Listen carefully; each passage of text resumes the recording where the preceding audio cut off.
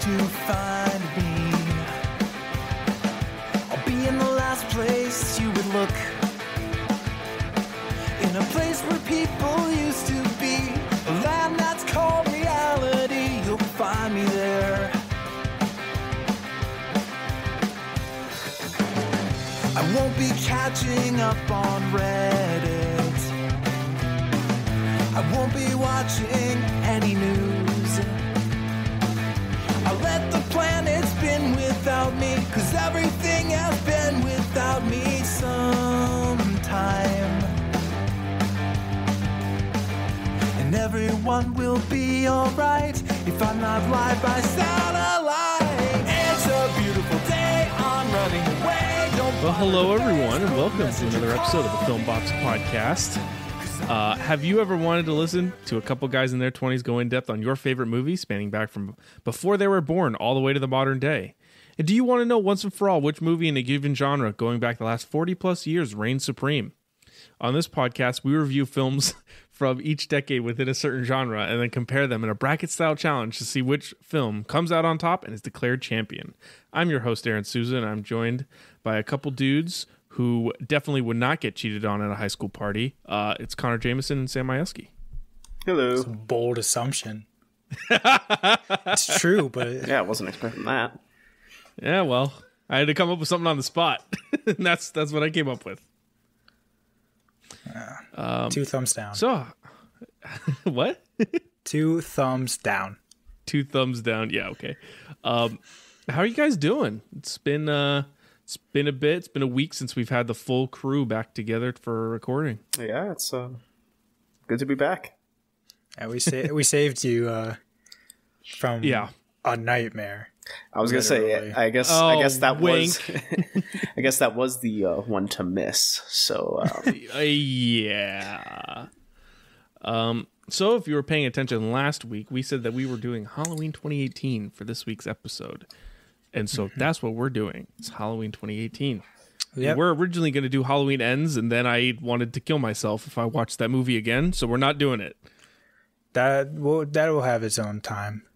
Yeah. But no, we've hit our original slashers, we've hit our savior slasher, we've hit our remake, and we're wrapping it up with our legacy sequels. The requel, if you will. Oh yeah, baby. So, the horror genre has kind of lacked, and I wouldn't say lacked, but they weren't the first to think of the idea of a legacy sequel. The first one was back in 2008, Indiana Jones and the Crystal Skull. Oh God, don't even remind me. okay, what movie wasn't train. that bad? All right, It was awful. It wasn't that bad. Aaron's just a hater. But I am a hater. The originals are better. Well, yeah, obviously, but yeah, we didn't start to see it come into the horror genre until Scream 4. Even that, I feel like Scream has always just been like a continual thing, so it's not even, I won't even say it's like a legacy sequel, requel, but you have like Prey was a prequel, but you know, it was a prequel to Predator, which had come out way before. You had the Texas Chainsaw Massacre, which was terrible. And then you also had the Texas Chainsaw Texas Chainsaw 3D in 2013, which was also pretty bad.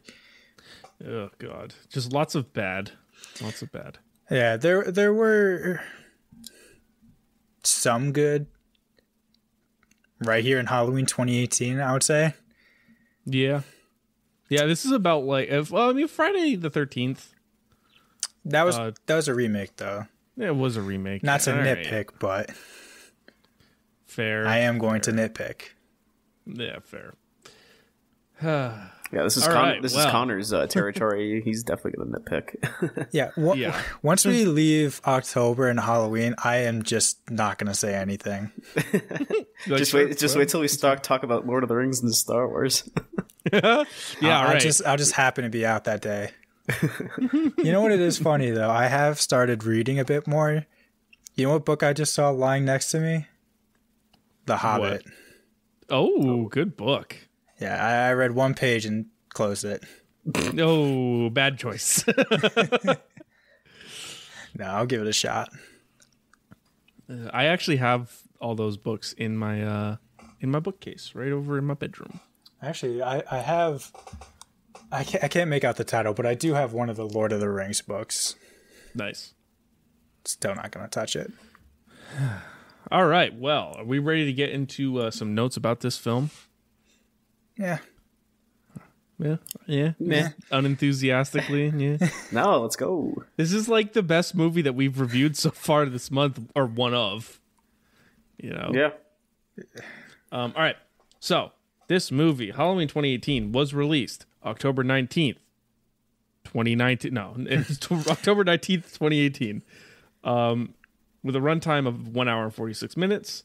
Directed by David Gordon Green, who also did Pineapple Express and the other Halloween movies. Those were like his best stuff that I could find.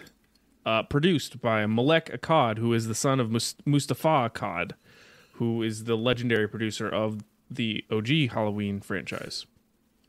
Mm-hmm. After Mustafa passed away, Malek took over starting from Halloween Resurrection and did all the Halloweens up until this point, which I think is pretty cool. You know, good for him. Yeah, I like that. His father's legacy. I like it's a family thing because he was the grandfather of the Halloween movies. Yeah, I mean, he's the one that helped get the first one made, so exactly. We have him to thank. Also produced by Jason Blum of Blumhouse, which has done basically every modern horror movie that isn't done by A24. Pretty much, yeah. Yeah. And then also produced by Bill Block, who has a wide range of films, including Bad Moms and Dirty Grandpa, and also Fury, District 9, and Elysium. So he's got a bit of a range of films that he's produced. Man of many talents. Yeah. Written by Jeff Fradley, who has literally written no other movies. Danny McBride, who is a very prominent voice actor. Doesn't have a ton of good writing credits, but I mean, he was in Mitchell's vs. Machines, Kung Fu Panda 2, Alien Covenant. Like, he's been in a lot of stuff. And then also written by David Gordon Green, the director. I have a feeling because Jeff Fradley did not write any of the other sequels, that they really needed him for those, and he's probably the reason why this was so good. That's my opinion, and I'm sticking to it. You're just going to keep taking dicks at all these other movies. Yes, I am. Well, look, I mean, they got rid of the guy, and then immediately the two sequels that they did without him were worse than the one they did with him. So it all depends on nothing who you else ask. changed. Yeah. With a budget of $10 million, which is crazy low for a film like this. It felt like it should have been way higher. Yeah, 10 mil should have just been for Jamie Lee Curtis. I mean, literally, Nightmare on Elm Street, the remake, had a $35 million budget. And that movie was 20 times worse than this one. Opening weekend, this movie grossed 76.2 mil and had a worldwide gross of 255.6 million. So definitely a box office success. I think I've told this story about we saw this opening night. Yeah. Mm-hmm. Fun times. Whole theater to ourselves. Yeah, no, it was a lot of fun. It was like my first real horror movie that I'd seen, and I actually really enjoyed it. Oh yeah, we were also picking on you too. Anytime someone would get up, they'd just stand behind you. Yeah. That's fine. Baby's first horror movie. Wow. Now that we've done the production notes, Sam, do you want to bring us through some of the reviews and trivia and all that kind of fun stuff? Yeah, what do you want to start with? Whatever you want. Let's start with Rotten Tomatoes. All right, sounds good. I like whatever you want. Let's do this. All right, so Rotten Tomatoes, the critics decided to give this movie a 79%, with an audience score of 71%. So pretty even there, I would say. There's a couple reviews. There's this really good review. I got one bad one, one good one. Let's see. Let's start with the good. Or do you want to start with the bad? Let's start with... Go ahead. Start with whatever you want. Awesome. All right. So this is from Rick Marshall. And this says, this Halloween tells a new story within the framework of everything memorable about the original film. And in the end, that's what any good sequel should strive to do. And I picked this one because I agree with this statement. So, kind of original stuff, but also some flashbacks, some like callbacks to the originals. I think the best way to describe it is it's like a back to basics movie. Yeah. Yeah, for sure. And then I have another review from Gary Walcott. And this review states, such a burned out franchise, Jamie Lee Curtis does one of these every 20 years. In another 20, she'll be 80 in a wheelchair, and Myers will be chasing her around in a walker. Score, nice. 2 out of 5. You won't be doing that. Well, he's ground beef. Well, spoilers. Anyways. A different movie. Oh, boy. And then I'll go, there's a couple trivia points that I found. First one is that the date of the film that was released, October 19th, was actually the day that Michael Myers was born. I don't know if they did that on purpose. I don't know if... But that's one of the facts I found out. I can guarantee it was one of those things where it was like they realized it, and they're like, yeah, we did it on purpose. Yeah. Yep, like, definitely. Okay. Yeah, we're thinking ahead. Another one was this. I didn't know this too, but Jake Gyllenhaal actually convinced Jamie Lee Curtis to reprise her role as Laurie. I guess he's like they knew each other. Me neither. I guess he's a really good family friend of Jamie Lee Curtis. So wow, the more you know. Isn't that the dream? Just being like, hey, Jake, go call up the Lee Curtises. We want to hang out. It wouldn't surprise me if she like babysat him. Probably. Oh, where was it? I think it said like she. Wow, Laurie Strode's babysitting me. I think it's. I'm gonna die. Actually, no, I won't die. Yeah, you're good. Yeah, actually, no, it is. Jamie Lee Curtis is actually has dubbed him like as an unofficial godson. Huh. So, yeah, that's pretty. Learn something every day. Interesting. All right, so that's the 2 trivia things I had. And there's just one goof that I'd like to point out before we go over to it. But this film is set in like northern Illinois. In the movie, there's palm trees and cypress trees. Nice. And neither of those trees grow in Illinois. So nice. It's just a little continuity error right there. Maybe someone just I did not realize this. This will factor into my score. Maybe someone just wanted to be a little festive, a little exotic. Oh, Jesus. Can you imagine, Joe, driving through the Midwest and just seeing a house with palm trees and like, yeah, you don't belong. Oh, what the shit is this? What the shit? Who do you think you is? You think you's better than me? Yeah, someone would think that as a challenge to fight. Oh boy. But yeah, that's all I got. All right, well, before we break down this movie moment by moment, we've got to watch the trailer. Per usual. Oh, Sam, did you say what score this had for Rotten Tomatoes? Yeah, 79%. Okay. 79%. That's what I thought. I thought you did. Yeah, with an audience score of 71. Not bad. Not bad. All right, are we all ready to watch the trailer? I am ready. All right, 3, 2, 1, go. I've waited for him.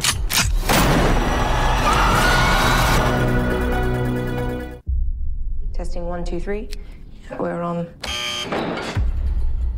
We're here to investigate a patient that killed 3 innocent teenagers on a Halloween in 1978. He was shot by his own psychiatrist and taken into custody that night, and has spent the last 40 years in captivity. Hello, Michael. I have something you might like to see.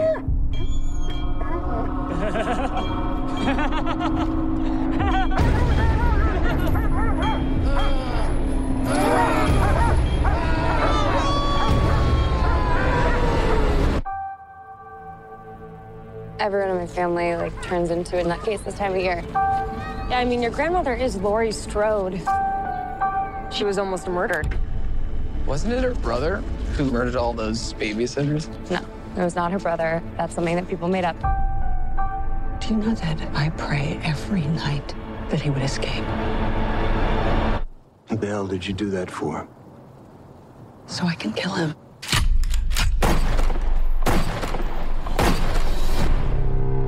Dad, look out! The bus crashed. Mom, what bus crashed? Michael escaped.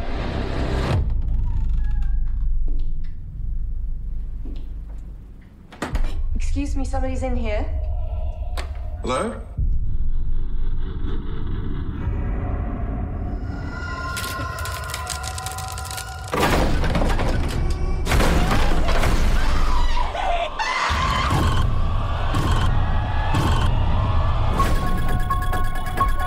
He's waited for this night. He's waited for me. I've waited for him. Get out of the room! Get inside!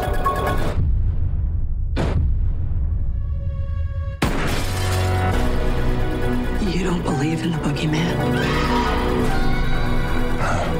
He's here! Michael!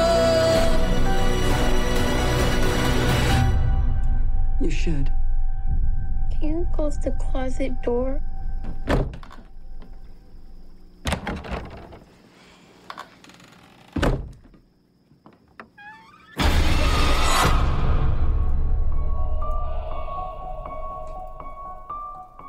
All right. Honestly, that might be one of the best trailers that we've seen so far. Easily. Yeah, that was I was getting amped up to watch this movie, and I just watched this movie 3 hours ago. Oh yeah, imagine even back in 2018 when this franchise had been dead, and you just get this bomb dropped on you. Yeah, that was cool. Oh yeah. Another thing, before we even get into the recap, this is a sequel to the original Halloween. Mm-hmm.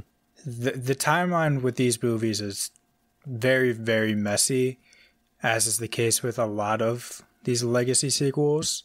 Mm-hmm. So anything that happened not in Halloween, the original, did not happen in this universe. So, as you saw heard in the trailer, they're not related. That's the big point. Yep. All right. Well, are we ready to dive into this movie moment by moment and break it down and give our thoughts? Yep. All right. Connor, take it away. All right. So, this movie opens up in Smith's Grove Sanitarium.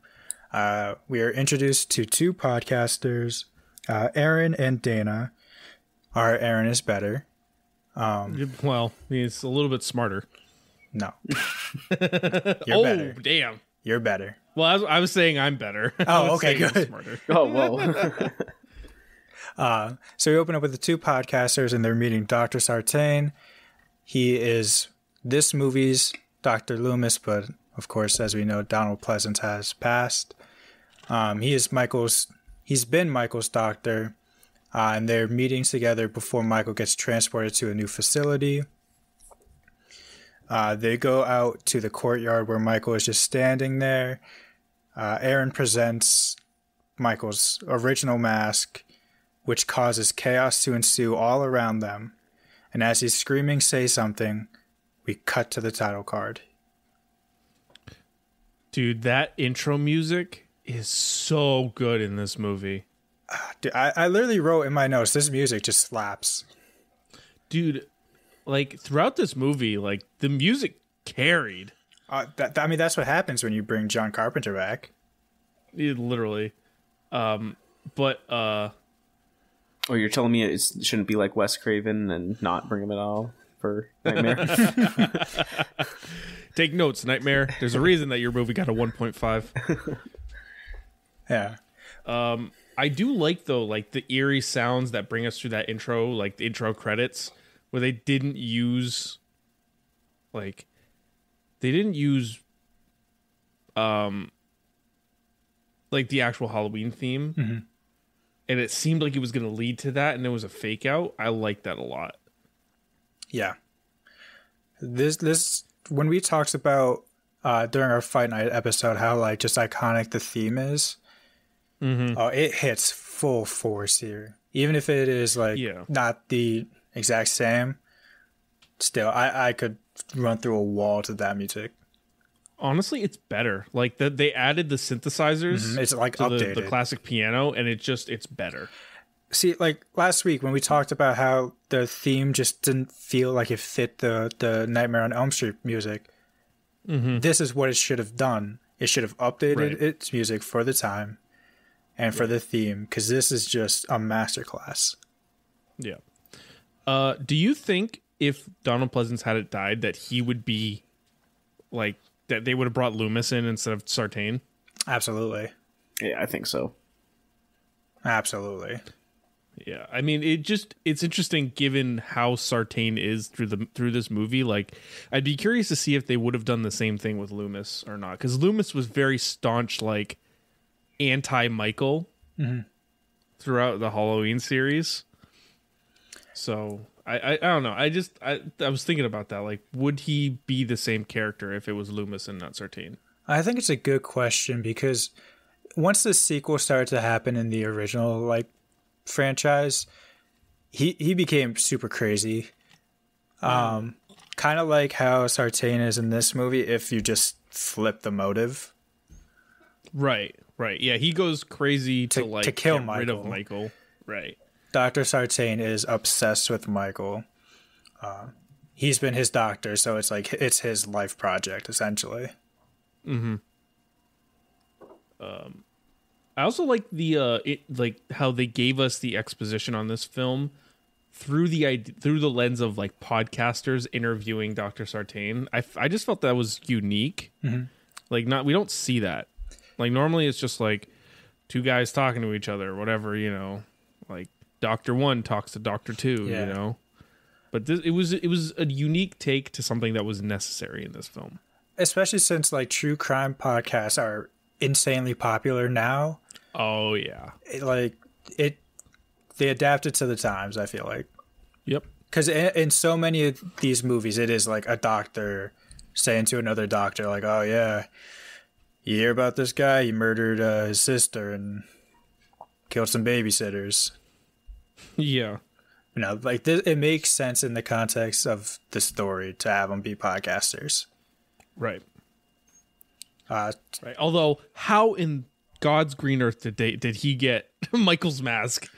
Yeah, he says he got it from a friend at the Attorney General's, which I don't think you can do that. Like, that is evidence. No, that's like, this is like evidence that's locked up in stuff. You could go to jail for that. Yeah, like, hey, man. Like, what if you just like walked up and like, hey, I have the knife that you use to kill people. You want it? I got it. Yeah.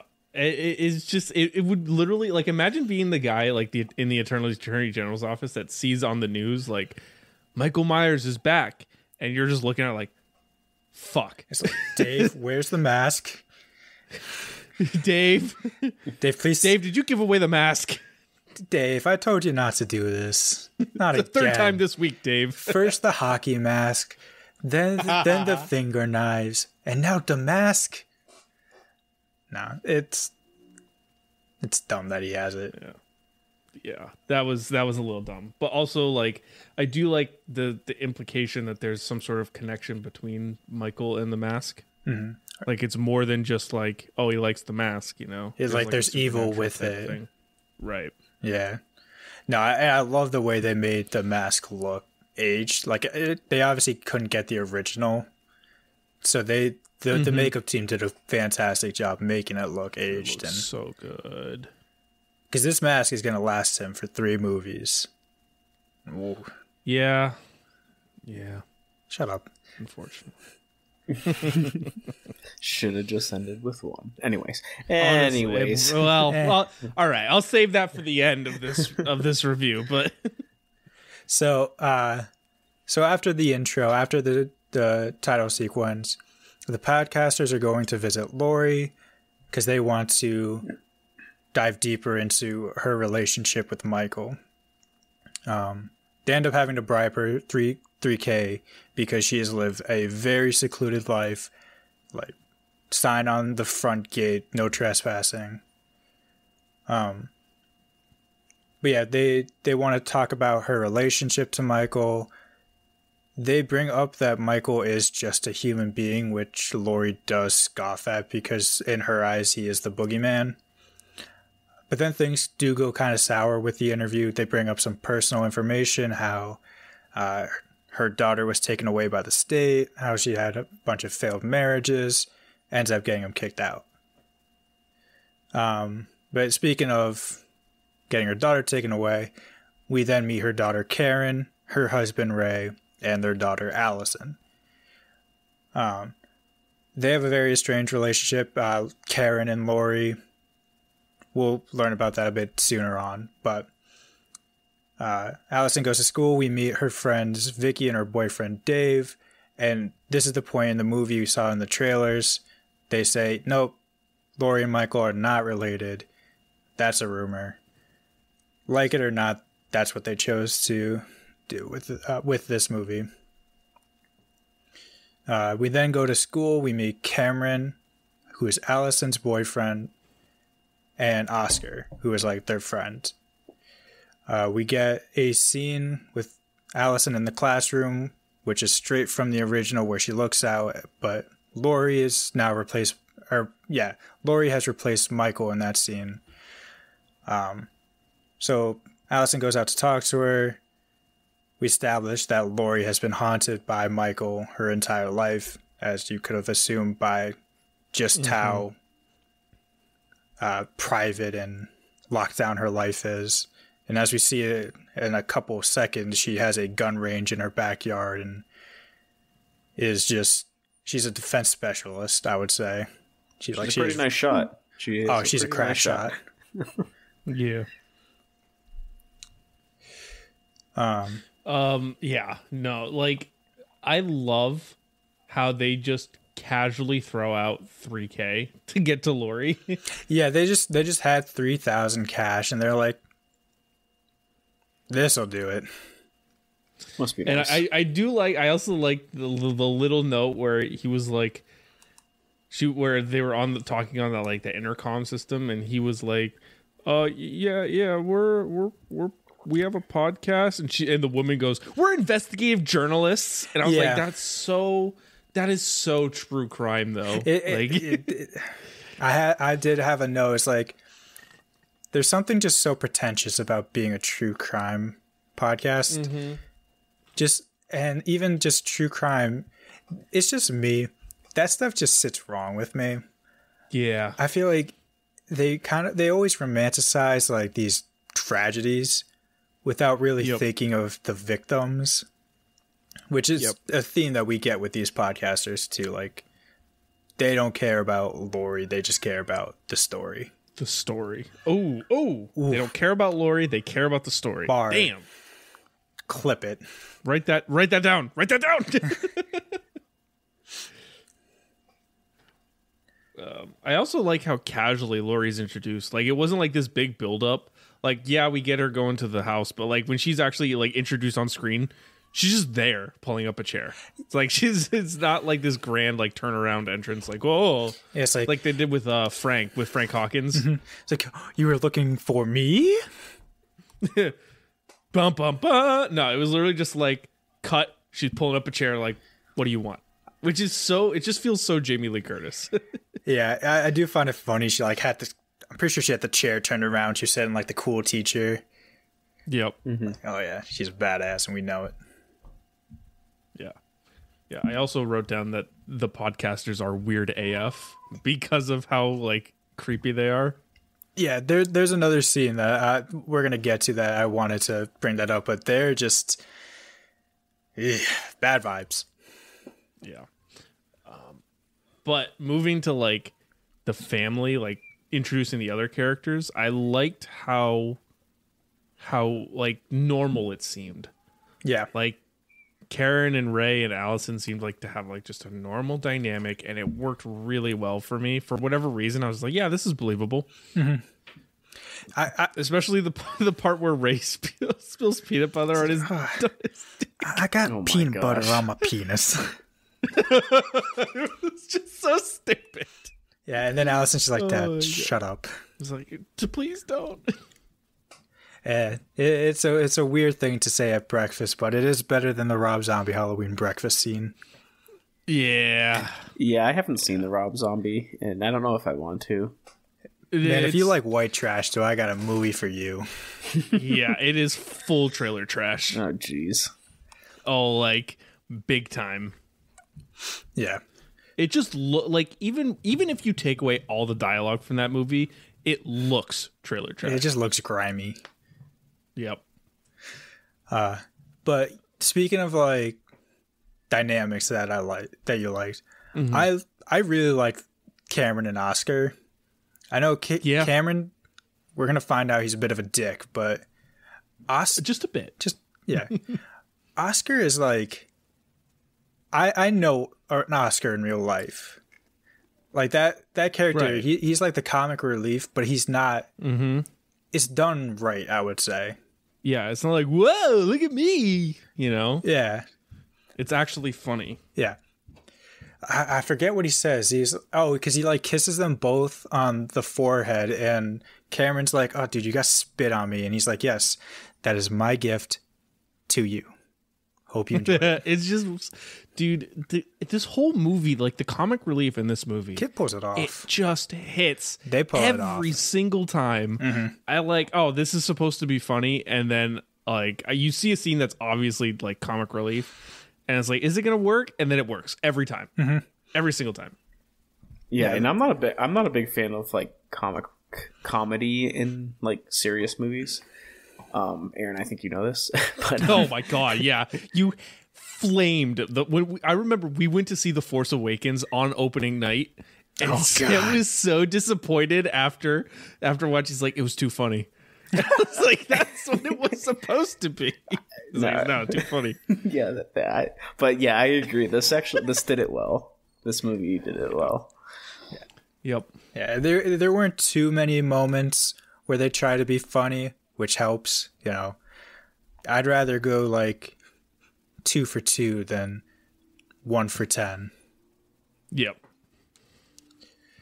But yeah, I like their dynamic, even though actually they both end up kind of being dicks later on, but yeah, well, it happens. One of them we can kind of forgive because he was very, very hammered. They both were. Like had a lapse in.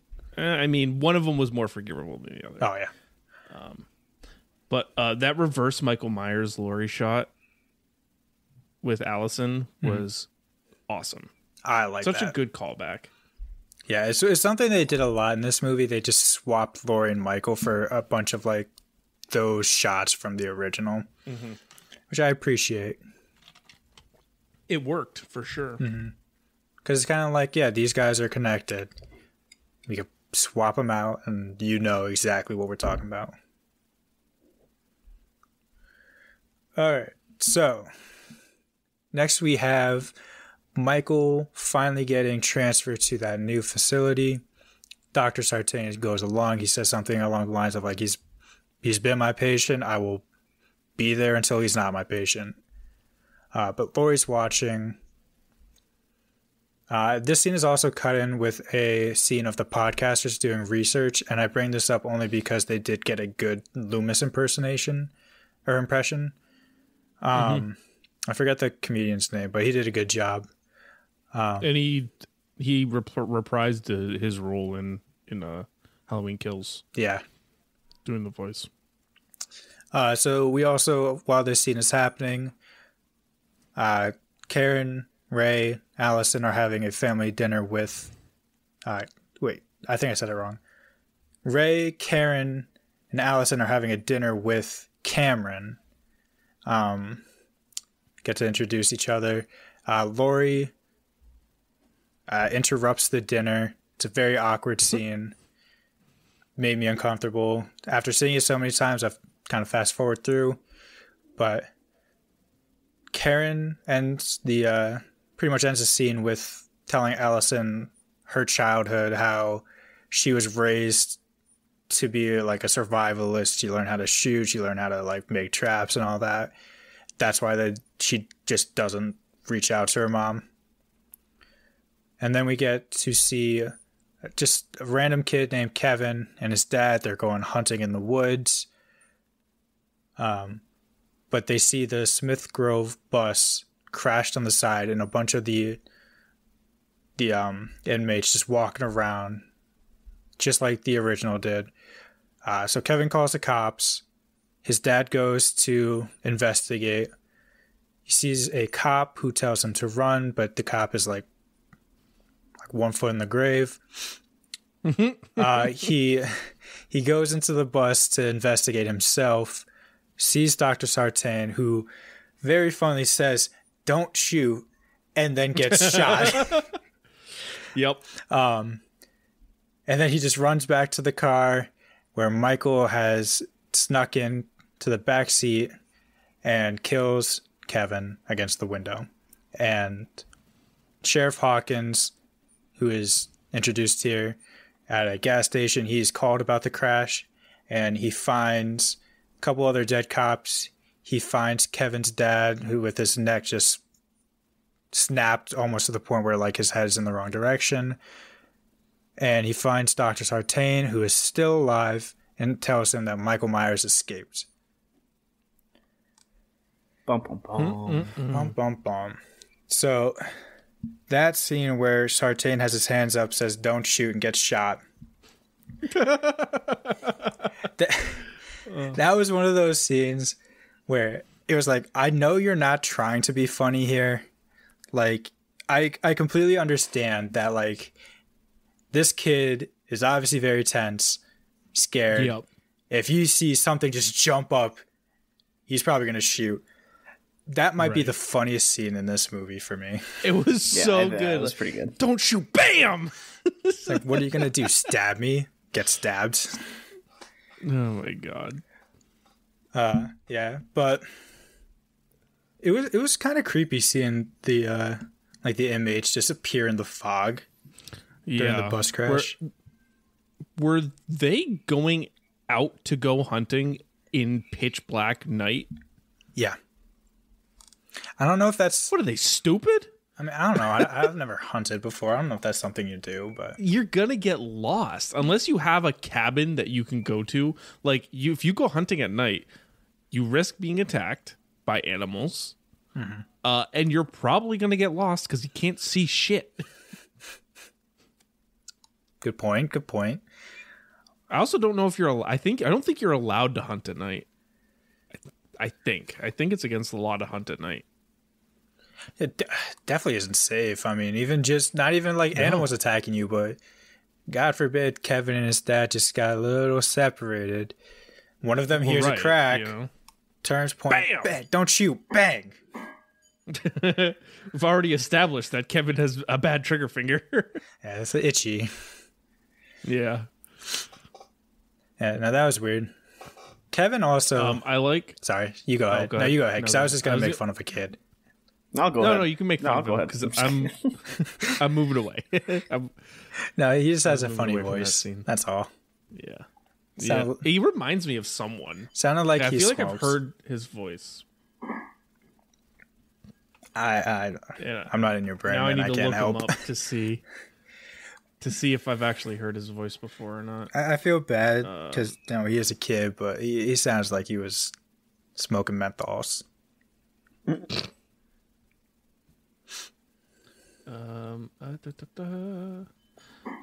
I do like how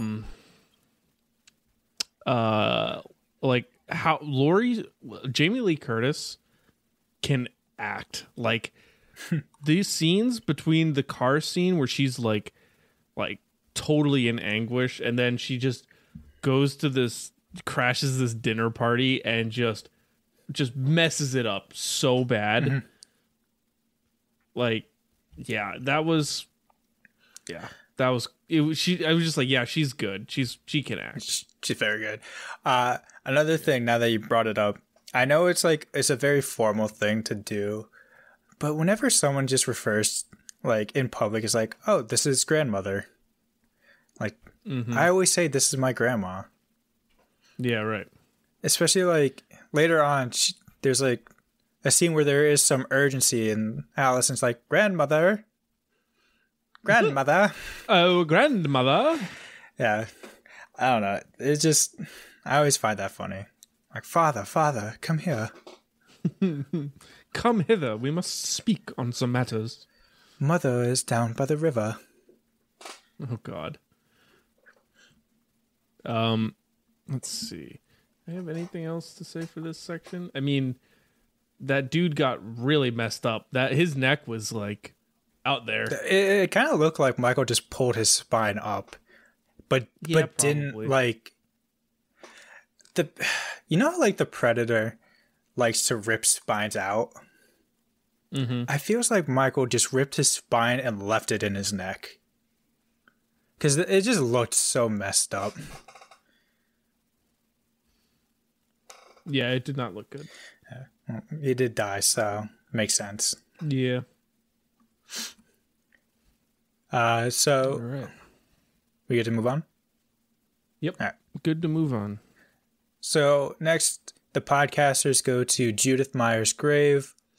They start romanticizing about how Michael killed Judith way back in the original. Michael is just hiding, not even hiding, he's standing in the trees watching them. There is a small scene too where Sartain is in the hospital and Hawkins, and I forget the other sheriff's name. He has a cool cowboy hat. Cowboy hat man. Cowboy hat and Hawkins are saying how they found pretty much all the other inmates except two, which is Mike and, as we will learn in the next movie, a guy named Tivoli. Next, the podcasters go to a gas station to drop a deuce and refuel. Michael had followed them. He kills the gas station clerk, kills the mechanic, and in a very cool scene, I would say, he kills both the podcasters. First being Aaron, who just gets his face bashed in against any surface Michael can see. And then, what was her name? Dana? Yeah, Dana. Probably. Podcaster 2. Yeah, podcaster number 2. She gets lifted up and her neck snapped. Yep. And not only does Michael get his mechanic jumpsuit that he is known for, he gets his mask back, so we can all applaud for that. Mm-hmm. So Lori learns about the bus crash. She goes to Karen's to let them know, but they do not believe her. They do not care. They kick her out. And also during this scene, we see just how she has a hidden basement door under the island, which is really fucking cool. It's cool, and it's also like a major plot point in this film. Huge plot point. Basement Island. It's like main character number 4 is Basement Island. Yeah. Hole. Yeah. But then we get what is not even maybe, we get the best scene in the movie next, which is. But before we get to that, Yes. I just love, like, there are some shots in this movie that are just so good. Like when they're at the mechanic place and you can see in the background that Michael is beating the shit out of the mechanic, just casually. Like, that was cool. That's just cool. Yeah. And I will say, we've had two, like, off-screen kills. Like, Kevin's dad and the gas station clerk. Both of them, like, normally I like to see my deaths on screen. They looked so gruesome. Like, this clerk had, like, his jaw just ripped down, like, open. Missing teeth, which he then drops in the bathroom stall of Dana. In front of podcaster number 2. Yeah. That was just, it was so creepy. Yeah. Loved it. Loved it when I first saw it, loved it now. Yeah, and I also like, just like, before Michael got his mask, how they would just give us glimpses of what he looked like. Just like you can kind of see it. Kind of see him. Kind of see his face. Kind of, a little bit in the background here. That was cool. Yeah, it is. And I think when, I want to say it's when Kevin was getting attacked, there is like another kind of shot on his face.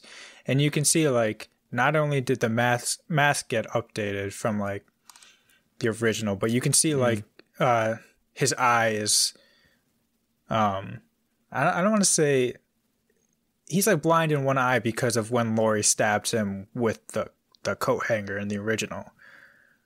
Oh, okay. Yeah. Love the detail. Yeah, I never made that connection. Oh yeah. There's a lot of they took care of every little detail to make this feel like a sequel. Sam, what'd you think of the mask, like how that mask reveal? I really liked it because of like you said about they like redid the whole thing, and in the next movies it'll show, you know, it's burned and stuff like that. Yeah, you can see like the damage on it. Yeah. Right. It just looked so like it was believable. It looked creepy. It looked like it could have been the same mask. Yeah, I think honestly, if I saw like a clean Shatner mask versus that one, I think I might be more terrified of that one. Oh, for sure. That's got some years on it. That's got some experience. Yeah. I don't want no virgin Shatner mask. Yeah, I'd see that and be mask. like, damn, this guy's been doing this for a long time. Yeah, if I see a clean one, I'm like, ooh, is this your first time? You want me to take it slow for you when I die? Yeah. I also wrote down that Ray may be the best character in this movie. Just by how he was talking to Laurie when she invaded his house. Yeah, because she breaks into their house and like... Oh, yeah. It is funny, her reveal, because like she's like at the top of the stairs and they just walk by. She's like, bang, you're dead. And he's just like, get the fuck out of my house. Put the gun down he's like, and get out. It's like, this is my house. It's like, oh my God, it works so well. Yeah, Ray's funny. Ray is funny. So, let's get to the good shot. The good shot. Yes, the best scene, because it is a 2.5. I think it's around 2.5 minutes. I had it at over 3 minutes. Over 3. But I might be wrong there. It's a 2.5 to 3 minute one take of Michael just out in the streets. So it starts with Michael bumps into some kids who look like they were in Halloween 2. He then turns, takes a beeline to this woman's garage, picks up a hammer, walks in through the back door, kills the lady with the hammer, takes a knife instead, walks out the front door, goes down the street a little bit. He sees a nurse couple. They're going to come back in the sequel. Spoiler alert. Spoiler. I also want to point out, I was just looking at the credits. Their title credits or their character credits were Sexy Nurse and Hunky Doctor. Oh my gosh. Good for them. Yep. But yeah, he sees them. They're leaving to go to a bar, which we see in the next movie. So he walks up to this woman's porch instead, looks into her house. Love that when you see his mask in the reflection, we get the da-da-da original score. We see him walk around the house as this woman is like on the phone. Mm-hmm. And then we see him come in through the back door, slam this woman's head down, stabs her through the neck, killing her, ends the scene. Ugh, so good. Dude, I love like long takes or one shots in films. Mm. Like they are my favorite kind of cut because I've talked about this before on the podcast, but the amount of work and choreography and effort it takes to coordinate dozens of people to even film like a 30-second one take, let alone a 2.5 minute one take where you go from outside of a house to inside of a house to back out on the street to looking into a house to seeing Michael go around the house and then in and everyone has to be on point. Everyone has to hit their marks or else the scene doesn't work. Like that is amazing. Mm-hmm. And I love that they don't like once he gets to that second lady's house, I love that they don't follow him. They just stay looking through this woman's window. And you see, like, you just see his little head bob as he's walking around. You see his shadow on the other house. Yeah. And there's just like, I don't know, we can show that, but it's so much more effective to see this woman, like, get a little nervous, shut her blinds, and in the back, you just see Michael walk up to her. Yeah, it's just amazing. I think this might be in my top 5 favorite movie shots of all time. Easily. Like, it was that good. Yeah. And especially with one takes, I feel like a lot of times some movies, like, they'll do them and they don't need to do them. Mm-hmm. This is so well executed. Yep, absolutely. So next is at the high school Halloween dance. Allison and Cameron are a gender swap Bonnie and Clyde. Allison gets a call from Vicky asking if she wants to hang out because Vicky is babysitting Julian, this kid down the street. Allison catches Cameron making out with a tiger. Not an animal, but a girl in a tiger costume. Yep. So she gets out of there. He confronts her. Like he's a dick. He takes her phone and just dunks it in cheese. Just mystery cheese. Just nacho cheese. It's nacho cheese. Not your phone anymore because it's in the cheese. Oh my god! Nice. Get out! Get out! All right. Thanks for listening to the Filmbox podcast. This is the end of the episode. Now we're done. If you guys want to join a podcast, I know one that is now looking for a third host.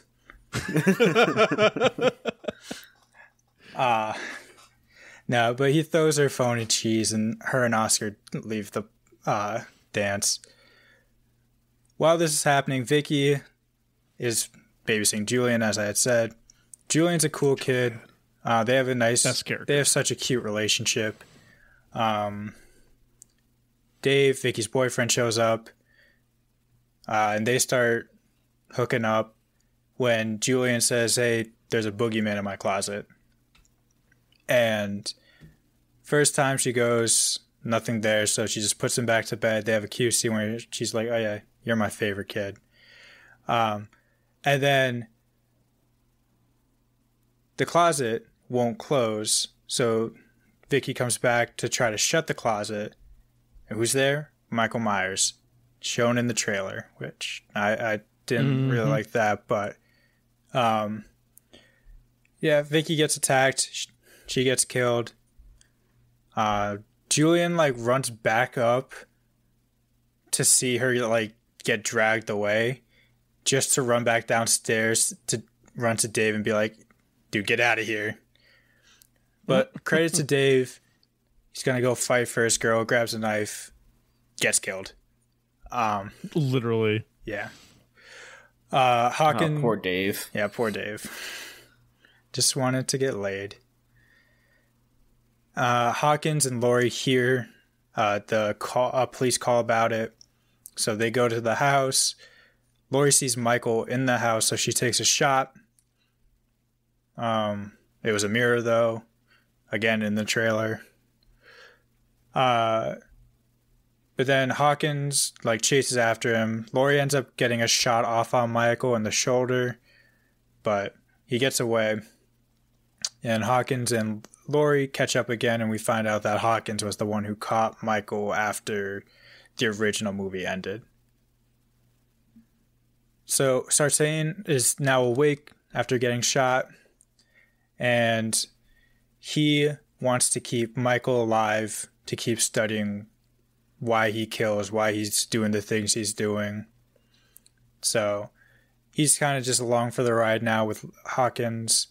Police escort Laurie and Karen and Ray back to Laurie's house because it is a compound. It's a facility, a defense facility. Yeah, fortress. It's a barracks. Laurie has the eighth largest military in the world. Pretty much, yeah. So Oscar and Allison, they had left the dance after Cameron cheated. They're trying to take a shortcut through Mr. Elrod's yard. That's a throwback to, I think, Halloween 2. But he comes on to her. He is drunk. Not to excuse that, but he does come on to her. She rejects him. And he, thankfully, is just like, all right, my bad. I'm sorry. I was drunk. Girls were grinding on me. I was horny. I'm sorry. But in this guy's Mr. Elrod's yard is also Michael Myers standing in the trees. There's a funny moment where Oscar is just venting to Michael about you ever just have a girl and you just can't have her. Obviously Michael doesn't say anything, and the motion sensor lights in this guy's backyard go off. And they keep coming back on as Michael gets closer, which is very well done. Yeah, it was super cool. Eventually, he does get slashed. He gets attacked and killed up against a fence, which I didn't notice until, I think it's Halloween Kills. They show his body in the morgue. He gets stabbed in the back, but his face also went through one of the gate spikes. Yeah, I didn't realize that. Yeah. Oh yeah, no, he fell on the gate spike basically. Yeah. Really, really gruesome. But anyway, he's dead. Allison goes back to see his body, and she sees Michael. So she runs to get help from the neighbors, and Hawkins and Sartain go to pick her up. The music score when she sees Michael for the first time. Oh my god. That synth rock guitar hit. Just wow. Oh my god. I normally, you would get the Michael Myers theme. I'm glad they didn't do it here. Oh yeah. No, that hit so I got goosebumps. Yeah. Watching it. It just felt so intense. Yep. Yeah.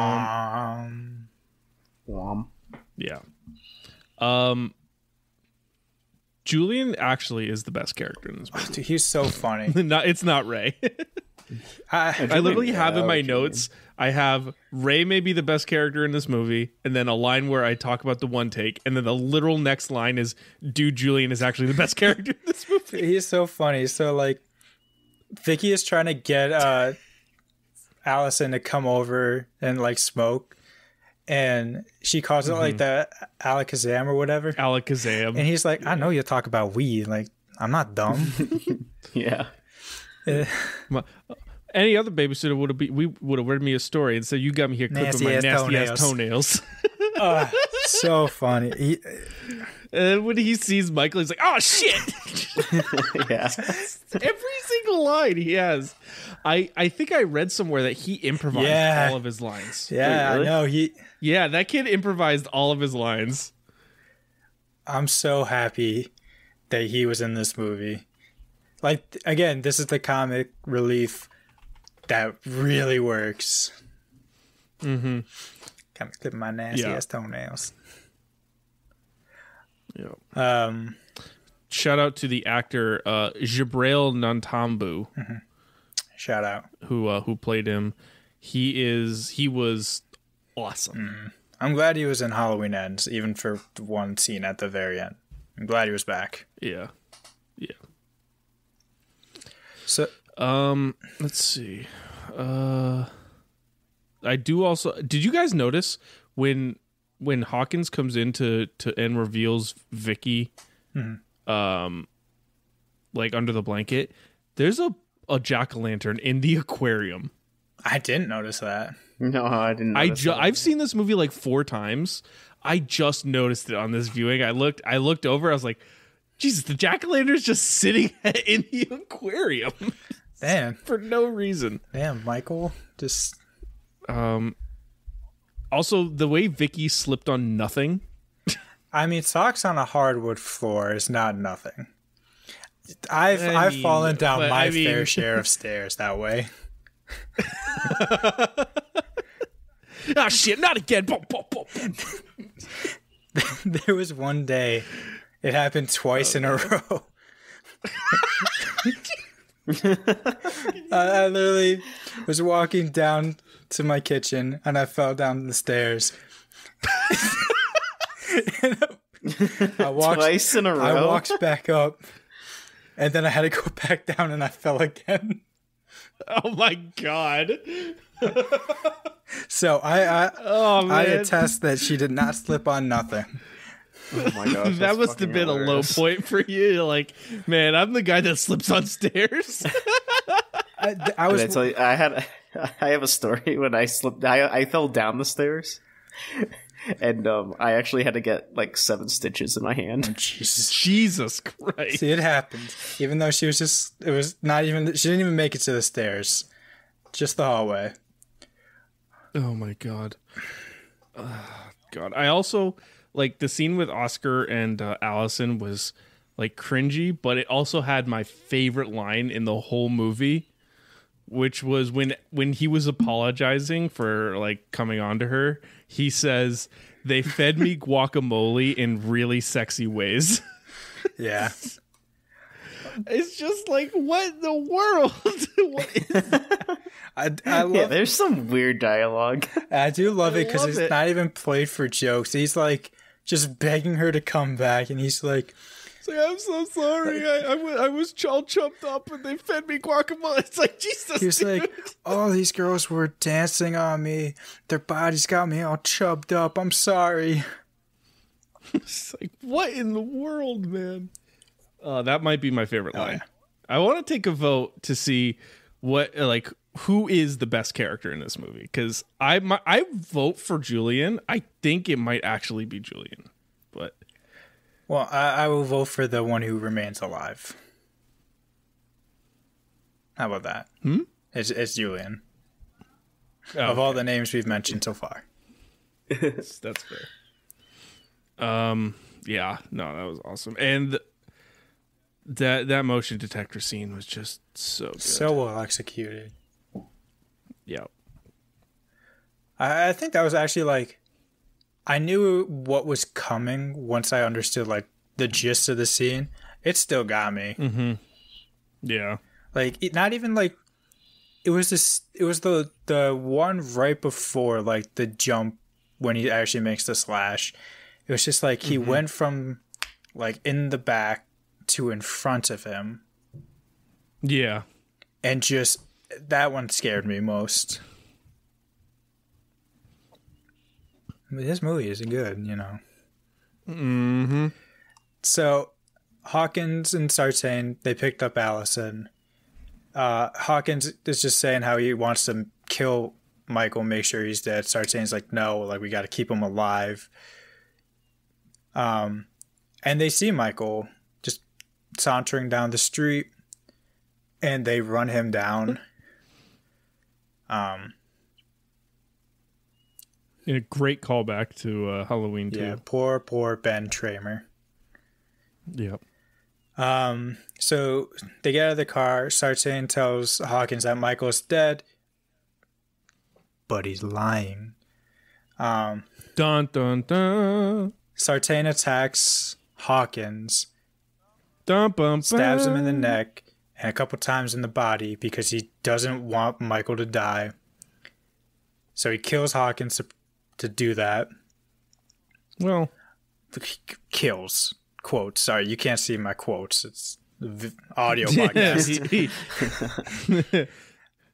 Hawkins is alive. Bum, bum, bum. Well, so he gets stabbed a bunch and gets run over after Sartain puts Michael in the car and drives off. They run over his body. I'm sorry for thinking that he died.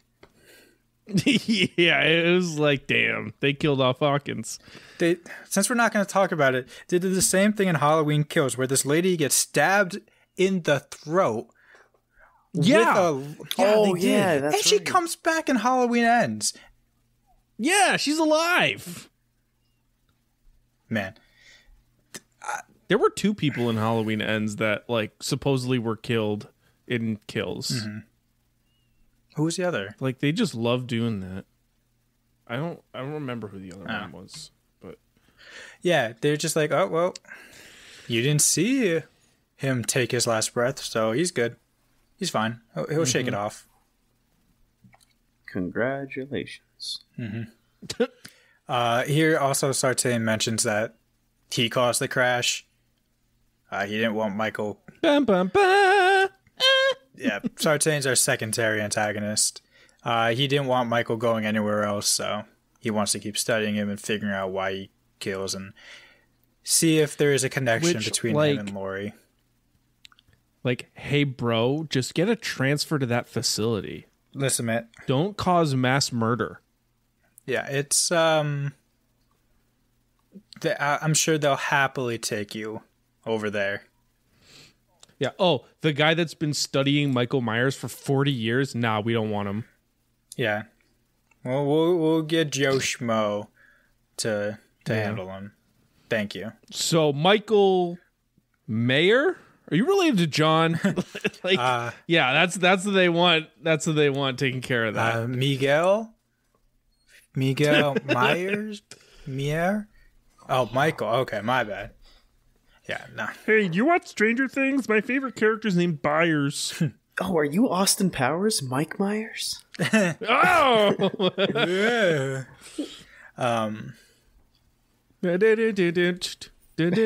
Yeah, baby. Can you oh no! All right, I know everyone in this movie was obsessed with Michael Myers talking. Like, imagine if someone, like, when spoiler, Sartain dies. We'll get to it very shortly. But imagine when he dies, he's like, say something, and he just goes, yeah, baby. Oh man. Oh man, that would have made a movie a 5 like a perfect 10 for me. Oh, behave. Oh, behave. He just winks at the camera. Fuck. And is never brought up again. He never talks for the rest of the series. I mean, who would know? Oh my god. Yeah. Sartain is upset. That's a clip. I should make that into a t-shirt. Yeah. Just Michael Myers. Just this movie's Michael Myers with the words "Oh, behave" under it. Oh man. I'm gonna do it. I'm gonna do it, coward. I'm gonna do it. You won't. No balls. I'm gonna make a note right now. Make shirt. $1 million idea. Why you write that down? What you just said happens. Yep. Sartain is obsessed with hearing Michael speak. So when Allison sees that Michael is waking up, she's like, "Hey, he just spoke to me." To get him to pull over. Sartain gets attacked, dragged out of the car. As he's laying there, he says, "Say something."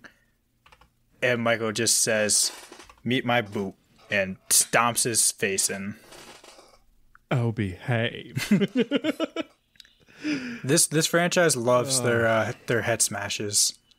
They do, yeah. Well, they look cool, so I will give them that. That's fair. So we also meet two cops who are... Oh, my God. They're watching over Laurie's compound, sorry. And I do want to point them out before we get to the end because there is really no point to stop there, but they are just so delightful. They're just talking about what they made for dinner. Oh my God, the older cop, he's like the younger cop is just talking about like making a banh mi and like trying like a peanut butter and jelly banh mi with all this like special stuff, and the other guy's like the older cop's like, no, that sounds disgusting. And the younger one's like, oh, what'd you bring for dinner? And he opens his Tupperware and it's like, well, I got brownie, a homemade brownie, I got some chocolate pudding. Yeah, it's like, dude. He's like, look at this. This is a homemade brownie. I made this. And the other one goes, that looks like something a 5-year-old would make. Just like, why does that work? Like, these guys weren't even actors. It's just funny. No, they weren't. Neither of those people are actual actors. The younger one, he was like a... God, I don't even know the title, but it's like he was helping with like the police aspect of the movie. Right. And the older one was the makeup designer, Christopher Nelson. So I'm so happy that these guys got to just act and it worked. Yeah, right. And it wasn't just like they were in the film. It's like, oh, we gave you like they actually had dialogue, had a scene, whatever. Yeah, like this franchise had tried to make like two cops funny, and it didn't work. And God, what was it? Halloween 5? No. Yeah, something like that. That was a disgrace. Yeah, it was pretty much a disaster. So now we get to pretty much the ending of this movie, the climax, if you will. So Michael unfortunately kills those two cops after killing Sartain, and Allison had escaped while that happened. Michael kills those two cops, takes their car up to the house. Ray goes out to check on them, and he sees they're dead. He gets killed shortly after. Laurie puts the house on lockdown. She gets attacked through the door by Michael, but shoots off a couple of his fingers. And then she goes and hides in the basement. Michael breaks in, and Laurie takes some shots at him, but nothing hits. So they then start a cat and mouse game where she sweeps the house, goes room by room, and then locks each one with like cool trap doors. But she sees a blood trail upstairs in a mannequin room. Strange room. Yeah, I mean, she has like a shooting range with a bunch of those mannequins out there, so it makes sense. Like, well, this guy's head blew off. I got to grab another one. Yeah, fair. So she goes to the mannequin room. She sees Ray's body in the closet. And then Michael attacks her out of the shadows. She gets stabbed and thrown out the window.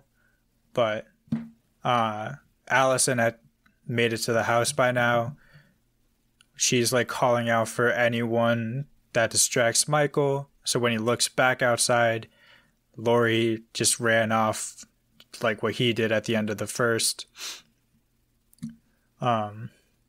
So Karen is able to get Allison to come down to the basement, but now Michael knows that the island is like a fake island and there's a trap door. So he starts... Like I said, fourth main character is this island. Yeah.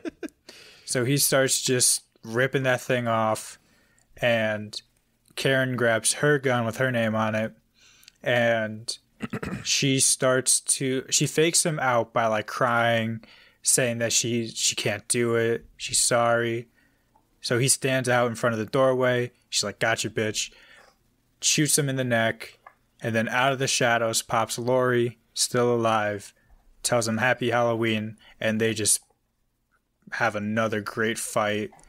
She knocks him down into the basement. Allison, Karen, they run up, but Karen gets grabbed. So Allison grabs a knife and slashes and stabs Michael to get him to let go, and they trap him in the basement. Once he's down there, they turn on all the gas because the house wasn't like a safe house for Laurie. It was a trap for Michael. So they trapped him in the basement, gas it up, and they light the house on fire with Michael just standing there as the house is like burning up. And they escape thanks to a truck driving by. And this movie ends with them in the bed of the truck going to the hospital with a freezing on Allison still holding the knife that she used to stab Michael. And you can hear Michael breathing in the end credits too at the very end. So if you didn't think that he would come back for the sequel, we got two. Boy, do I got a bridge to sell you. Yeah. Those two kills that Michael has off screen on the two police officers, like, damn. Like, you made a jack-o'-lantern out of one of their heads. Yeah, that was the thing. He stabbed the younger one with the penknife that Sartain used to stab Hawkins, and he just cut off the other guy's head and turned it into a jack-o'-lantern, which I found cool. That when like Ray is going to like look at the car, you can see the jack-o'-lantern in the tinted window. Yeah, right. I don't know why he was like, let me see what's inside. But, this looks safe. It's like, very festive. And certainly not a hazard for driving. I do like how Michael takes legit damage in this film. Mm-hmm. Like, he gets shot, he gets his fingers blown off. Like, he takes it's not just like one of those like, oh, he's impossible to kill. Like, he takes legit damage. Mm-hmm. Yeah. I don't know if you guys noticed this, but it was very present in the, like, when Allison was like slashing and stabbing him, you can hear him like grunt and moan. Mm-hmm. Like, when he gets stabbed, you hear him go, "Argh!" When he falls down the especially stairs. when he got his fingers blown off too, I think. Yeah, right? You could hear him like react to it. He's not just like this silent ghost like figure. Like, no, he is a person. He is still like human, even though he's ish. Like, human-ish. Yeah, he takes damage. Again, that's something I like that they just carried over. So like all the damage you see now, you see in Halloween Kills and Halloween Ends. Yep. I have a question. So did they already plan like a three movie trilogy before like this? Yep. Okay. So I wasn't sure what I had read, and I'm not sure if it's true or not. And I also don't know if I'm remembering it correctly, but they had enough material to make two. But since this movie did so well, they figured that they could make it into a trilogy. Okay. Yep. They were like, okay, we will make two, and then this one knocked it out of the park. So like, oh, we can make a third. I remember now. Yeah, which sucks because I like Kills a decent amount, but it feels like a second movie when you know a trilogy is happening. Like, it's one of those where you just kind of, it's just it's a victim of its circumstances. Mm-hmm. But we're not talking about Kills. We're talking about 2018. So, so I liked overall. I really liked this final sequence. I had two issues with it, and really were the two of the issues that throughout the film, like, I really didn't have a whole lot of things with it. I didn't like how Laurie just shot through the floor at Michael. That was like, dumb. if you're going to use it as a hiding place, use it as a hiding I place. noticed that too. That was a little why. Yeah. And like, I guess like if you want to try and like lure him down there, sure, but I don't know. It felt a little. There are traps on every single room, so like if he wasn't in the basement, he could have got trapped in like a bedroom.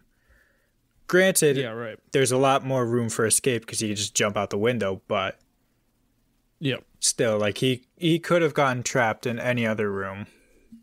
So like letting him know that you were in the basement, unless you knew that's where you wanted him to be, meh.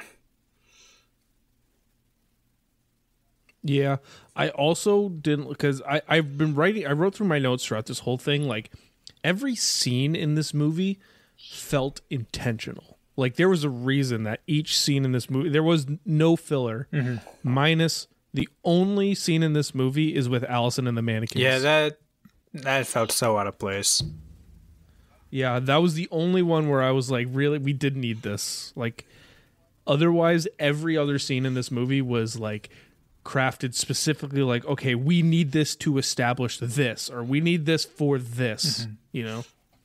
Like it wasn't scary. I get like, I get that you're trying to show like Allison is very scared and she just walked into like this mannequin graveyard. But like she could be scared in the house. Right. With that said, Laurie clearing the house and doing the gates I was like on the edge of my seat. And I've seen this movie 4 times. Like it's just such a good scene. Yeah, I love that they have Laurie on the offensive.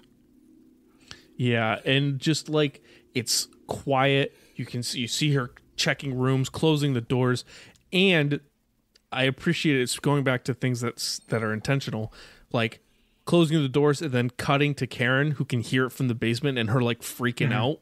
Like, yeah, that I'd be like that. I'd be freaking out of just like it's dead silent, and all of a sudden you're boom, like just massive crash. Like that was awesome. Yeah, that scene, I still remember when we saw it in theaters. I was like white knuckles. Like I was like, I know what's happening. But each time she like went into a room and cleared it, I was like, I'm not like, there's no breath of relief coming. I know. Yeah, right. Like even if this room is clear, there's another room. Yep. Yeah, no, that was really well done. And my final note was the fact that they legit burned that house down for real. Is great awesome. Touch. Yeah. Not to bring up Kills again, but because the opening of Kills is the ending of this movie, I do like that they had to build the house up and burn it down again. Yeah, they had to do it again. It was funny to like listening to some behind the scenes stuff, and they were like, we had one take, so everything had to go. Yeah, right. Like we can only burn down this house once, so you got to make sure that we are it works. not building this thing up again. Yeah, that's another thing I like. I guess we can just talk about the whole trilogy, but how like the next movie picks up exactly right when there's like no time jump or anything like that. I think they did that very well. But boy, do I have a third movie in this series to show you. I mean, good God. Yeah, this should have been the final. I'm just gonna say it. This should have been it. Like they didn't need kills, and they really didn't need ends. Like if this was the end of Michael Myers' story, this was the way to go out. This movie. Well, I feel like with this one too, because I know they originally they said like we don't want him like definitively killed because we want to be able to make a sequel if we want to. This like burning him down, burning the house down, that felt like such a good way to keep it open-ended, especially when like you hear him breathe during the end credits. It's like, okay, he's clearly not dead. And then obviously there's 2 other movies, so he didn't die. Like this, if they had just decided to make this a standalone sequel, I think it would have worked very well. Yep. It would have been practically perfect. Yeah. I mean, and it would have been a kicker if it had been like you actually didn't see Michael die Like, it was just left it as a mystery. I think that would have been actually a really good way to finish it off, too. Yeah. And like, did he actually die, or is he actually alive? yeah, you could have said Lori got her closure. He might still be out there. You never know. Maybe in like 5 years, we will know. Yeah.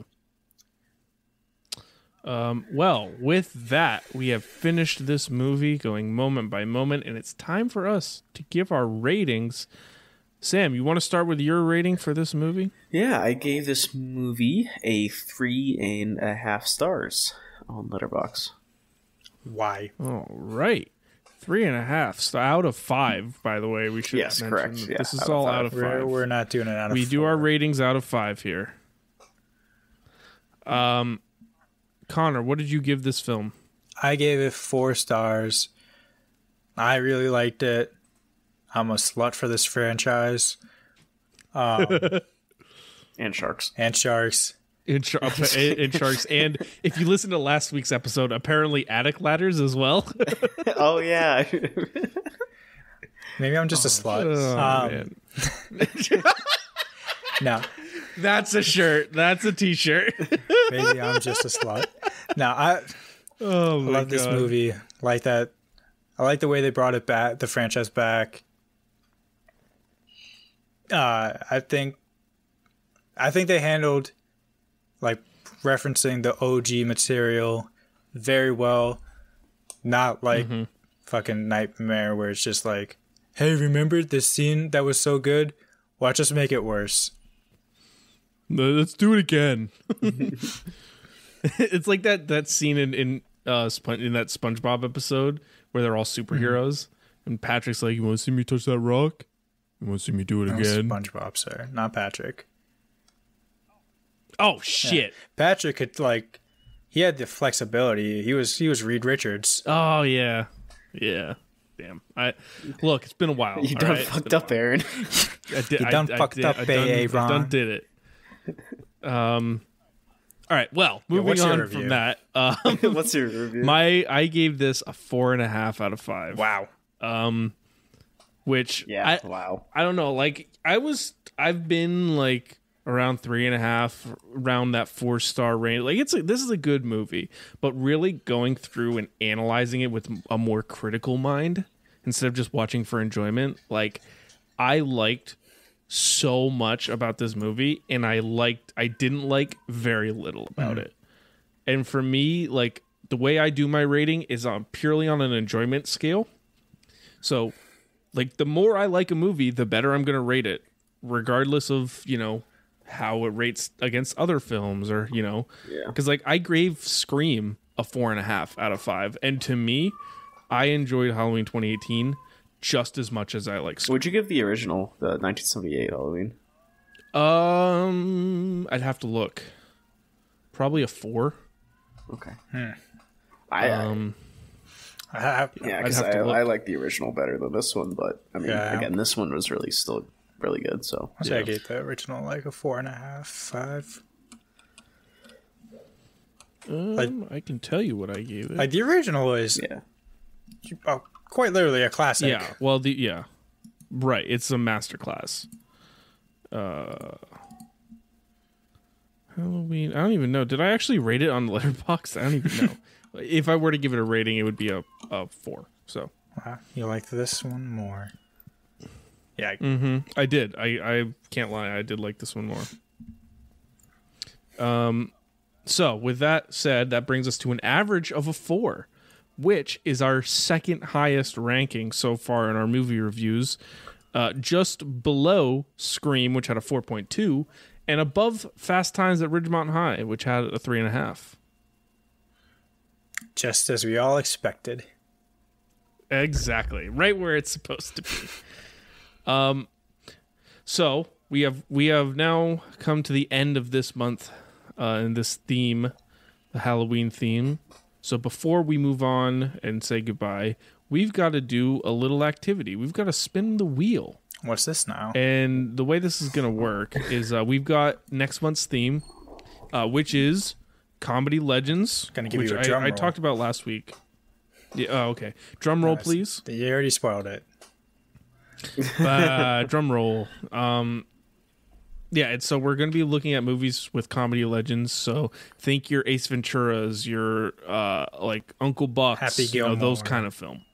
Happy Gilmore, where it's like this is a movie made by a comedy legend that stars them in that role, that sort of thing. So the way this is going to work is we're going to spin a wheel. We have a list of, I think, 17 movies that we've picked out. We're going to spin the wheel twice, and we're going to choose out of the 2 options that we get. All right, sound good? Ready to spin? Spin that wheel, bitch. All right, let's do it. First one we got is, drum roll, please.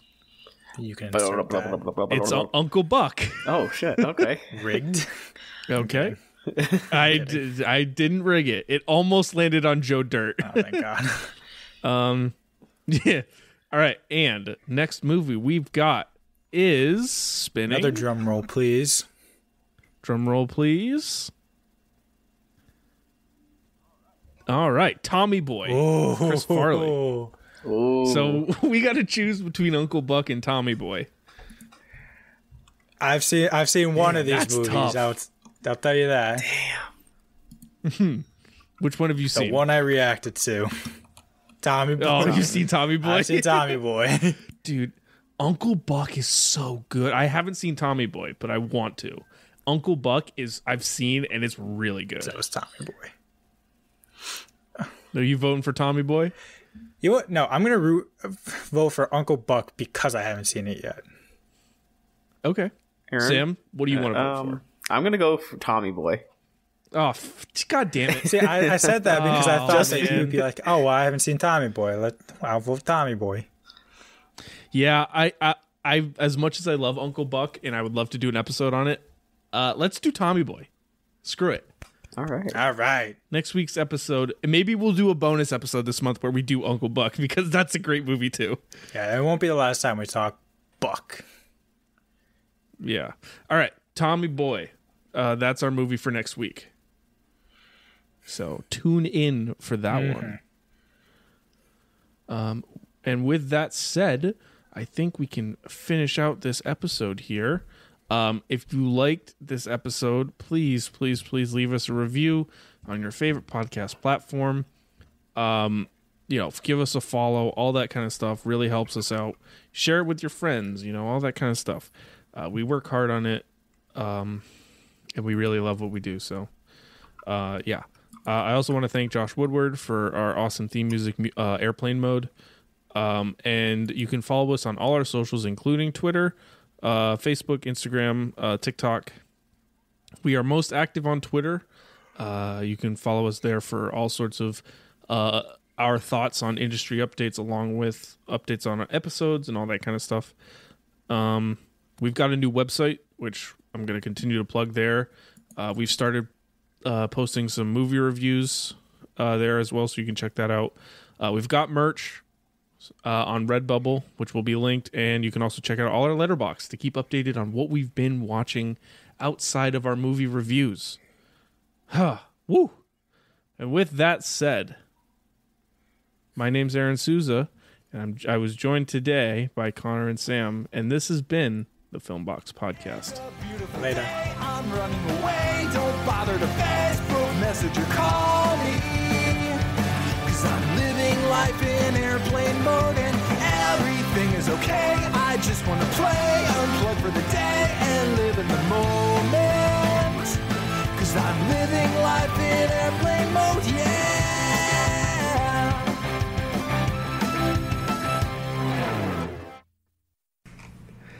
Today's a great day to start your own podcast. Whether you're looking for a new marketing channel, have a message you want to share with the world, or just think it'd be fun to have your own talk show, podcasting is an easy, inexpensive, and fun way to expand your reach online. Buzzsprout is hands down the easiest way and the best way to launch, promote, and track your podcasts. Your shows can be online and listed in all the major podcast directories like Apple Podcasts, Spotify, Google Podcasts, and even more within minutes of finishing your recording. Podcasting isn't hard when you have the right partners, and the team at Buzzsprout is passionate about helping you succeed. Join over 100,000 podcasters already using Buzzsprout to get their message out to the world.